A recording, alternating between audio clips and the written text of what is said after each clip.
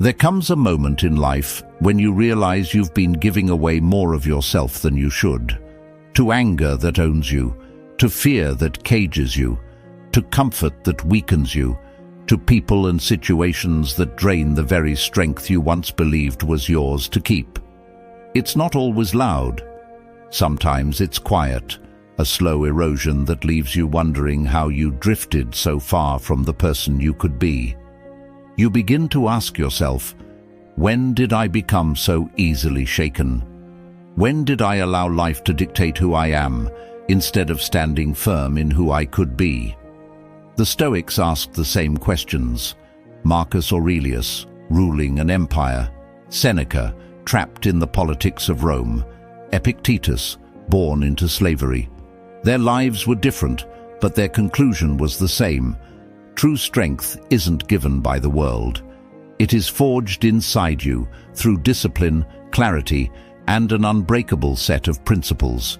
And if you're willing to live by these rules, you can become the strongest version of yourself, no matter where you begin. Rule 1.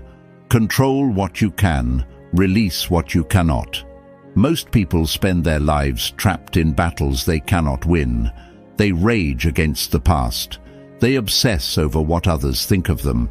They demand reality to bend to their wishes. And in that endless resistance, they bleed out their energy. Marcus Aurelius reminded himself, "You have power over your mind, not outside events. Realize this, and you will find strength." Think about it. True strength is not about controlling the world. It's about mastering your energy. If you waste it on what lies beyond your control, you remain a prisoner. But if you guard it, if you focus only on what belongs to you, your choices, your reactions, your effort, you build a fortress inside. Strength begins where obsession with the uncontrollable ends. Rule 2. End your slavery to comfort. The world whispers that comfort is happiness, but the world lies. Comfort dulls you, weakens you. It robs you of the edge you need to grow. Seneca wrote, "It is not the man who has too little, but the man who craves more, that is, poor." Strength is not built in the warm embrace of ease.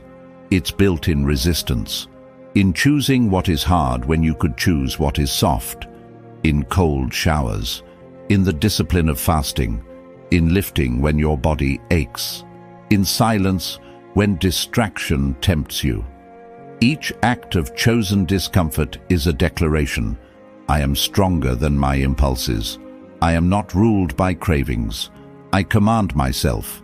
Comfort is a cage lined with velvet. Freedom is the willingness to step outside of it. Rule 3. Do not react, respond. Weakness is impulsive. It snaps, it panics, it lashes out without thought. And in that blind reaction, it always loses. Strength is different. Strength slows down. Strength sees clearly. Strength chooses its move with precision. Epictetus taught, "It's not what happens to you, but how you react to it that matters." The strongest version of you does not give power to insult, does not let provocation decide their fate, does not crumble in the face of chaos. Instead, they pause, they breathe, they respond with intention. That pause, that single breath before action, is where strength lives. Because in that space, you prove that your mind is yours, not the world's. Rule 4. Guard your mind as your greatest possession. Every message, every scroll, every voice you allow into your head plants a seed. Some seeds grow into courage, wisdom, clarity. Others grow into anxiety, envy, weakness. Marcus Aurelius wrote, "The soul becomes dyed with the color of its thoughts."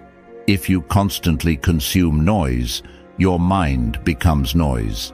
If you surround yourself with weakness, you absorb weakness. If you feed yourself distractions, you become distracted. Guard your mind the way you would guard your home. Be ruthless about what you allow inside. Books that sharpen you, voices that steady you, silence that strengthens you. The mind is where every victory or defeat begins. If you lose it there, you lose it everywhere. Rule 5. Embrace mortality and let it sharpen you. Most people live as if life is infinite. They waste their days, trade their hours for nothing, and treat time as if it will never run out. But the Stoics never forgot. Death walks beside us. Marcus Aurelius whispered to himself, "You could leave life right now." Let that determine what you do, say, and think. When you live with death in mind, your strength multiplies. You stop wasting energy on petty fights. You stop postponing the life you want to live. You stop clinging to fear. Mortality is not there to scare you. It is there to sharpen you, to remind you that every moment wasted is gone forever, to remind you that every action should be worthy of your limited time. The strongest version of you does not hide from death. They live so fully, so disciplined, so present, that death has no power over them. Rule 6. Live by principle, not by impulse. Most people drift. They live reaction to reaction, craving to craving, fear to fear.